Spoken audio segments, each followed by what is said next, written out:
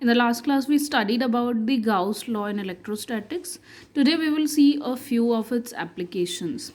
The first application of Gauss law is to determine or derive the field, electric field, due to an infinitely long, straight, uniformly charged wire. Suppose we are having a straight wire, infinitely long straight wire, and it carries a uniform charge over it. Suppose a uniform positive charge over it. Now, in order to determine the electric field at any point P due to this wire, now this point P is situated somewhere near the wire as it is shown in the diagram. So, we want to determine the electric field at a particular point. In this case, it is point P. So, what we have to do is we have to use Gauss law because this is the application of Gauss law. So, in order to do that, we take a Gaussian surface. Gaussian surface means this wire is cylindrical in shape. So, we take an imaginary cylindrical shape around the wire. We take an imaginary cylindrical surface around the wire, which is shown by dotted lines and all. That is the imaginary surface, and it is known as Gaussian surface. It is the technique of using the Gauss law. So,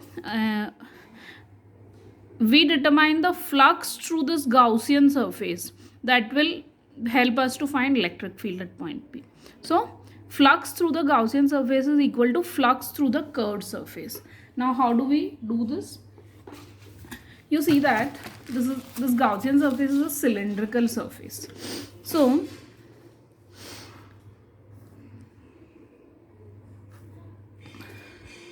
this is the cylindrical Gaussian surface. Now the wire is such that it's positively charged. So its electric field will be directed outward like this, as we have already studied. So at every point, the direction of electric field is outward and radial or normal to the wire. Now this cylindrical Gaussian surface, it consists of two circular cross sections and one curved surface. Two circular cross sections and one curved surface together form the cylindrical Gaussian surface. So, in order to find the total flux through the cylindrical Gaussian surface, we must find the flux through cross section 1, circular cross section 1, circular cross section 2 and curved surface 3. The flux due to surfaces 1, 2 and 3 will give us the total or net flux through the cylindrical Gaussian surface. So what we do here is for surface 1, which is the circular cross section, the direction of area vector will be normal to the area or surface, as I have already explained to you in the earlier classes. Similarly for normal outward, and similarly for circular cross section surface 2, also the direction of area vector will be normal and outward to the surface itself, while for 3 it will be normal outward to the surface.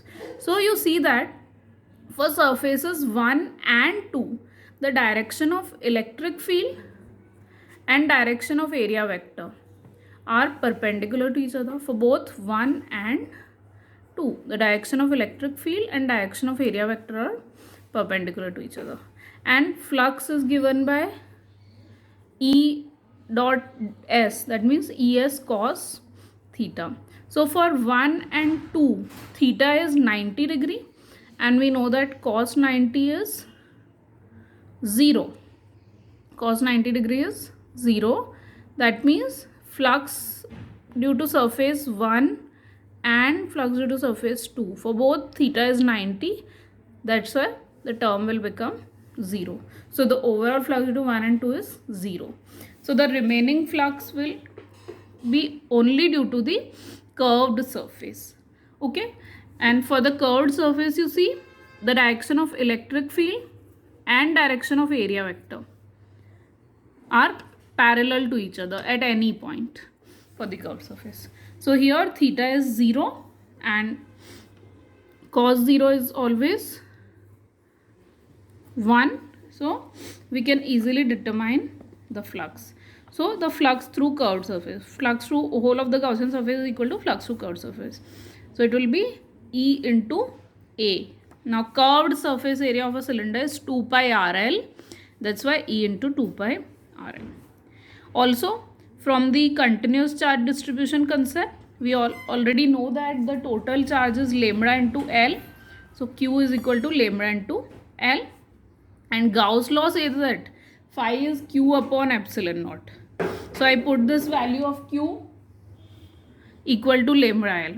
So phi is lambda L upon epsilon naught. Now equation 1 also gives phi and equation 2 also gives phi. So we can equate the RHS in both the equations and solve it for E. So we get the expression for electric field. And in vector form, we take a unit vector n cap, where n cap represents the normal to the curved surface at the point under consideration, that is point P.